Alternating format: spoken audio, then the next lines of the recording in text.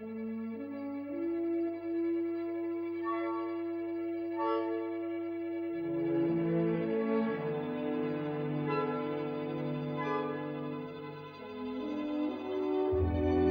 cinema has a way of transporting us out of reality and into worlds we otherwise never would have inhabited. I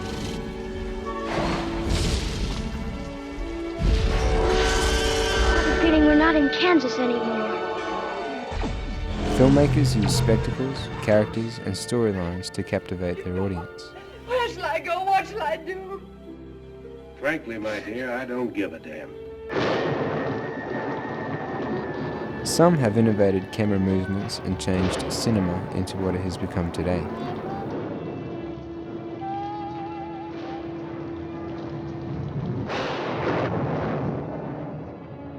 Auteurs immerse you into their personal world through specific scene design, signature framing, and stylistic lighting. That'll do. And you think I did it? The Italians created a sense of reality in their films, what is now known as Neo-Realism. Al ladro! Al ladro! A unique combination of modern filmmaking is seen in the works of director, cinematographer duo Christopher Nolan and Wally Pfister. We'll call it cinematic realism.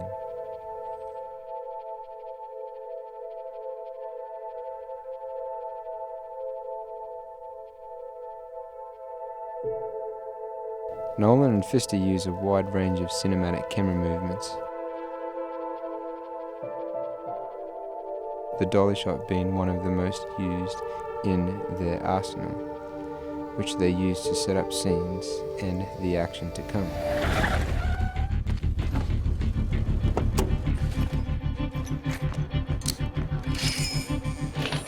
One of the things that Chris and I both like to do is keep the camera moving. So you always see what might look like a second unit shot. We didn't have any second unit on the picture by choice. Chris and I like to shoot everything ourselves. We like to put a little movement into the shots so it doesn't feel like it was shot by another unit, and it gives it a little life, it gives it pacing, and I think flows well with the music too. Cinematically moving into a realism style of shooting, handheld camera movement is prominent in their work as well. First, dude, have all these rules and you think they'll save you. Going all the way back to Nolan's first self-funded feature, Following, which was shot entirely handheld on black and white 16mm film. I think there was an interesting similarity really between learning how to block a scene, how to place the camera with it on your shoulder and using your body to actually move the camera around, and then not using monitor, as I don't on subsequent films. I don't use the monitor. I look at everything to eye, and I place the camera with the DP, according to where it sits in relation to the actors. He's a sharp lead. Come on. The Prestige is another example of the cinematic use of handheld camera.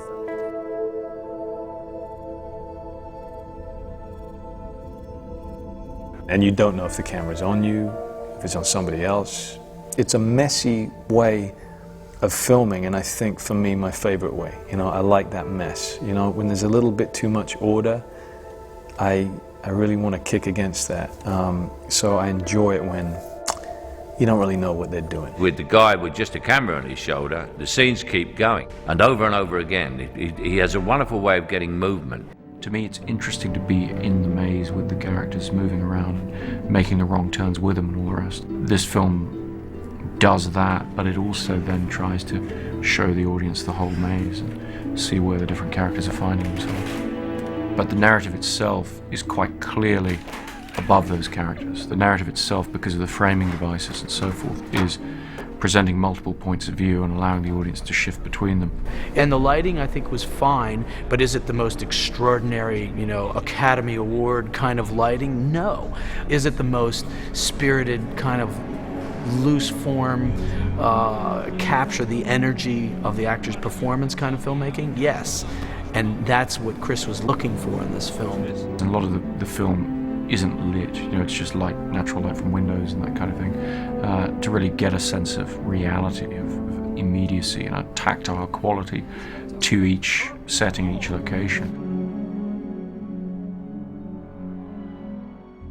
Naturalistic lighting is a recurring element in Nolan and Pfister's work, and is the inception of their film's realism, no pun intended. The election to use or recreate natural light creates a sense of familiarity with the viewer. The look of a Batcave has always got to be natural. It's got to feel natural. The notion that there's this cavern, that you have all this high technology inside, is a pretty high concept. So you want it to feel grounded. Though we have never physically gone spelunking in the Batcave with Bruce Wayne, we feel like we could have if we wanted to. It's a real place that has been created, and we have Pfister's lighting to thank for that. At least you'll have company. My production designer, Nathan Crowley, as well shares my love of shooting on location. And I think for the entire process, as soon as you're in a real place, for everybody from the actors outwards, everything becomes a little more real, a little more spontaneous, a little, people are able to create in a slightly different way than when you're on a sound stage. So those are the kind of things that help.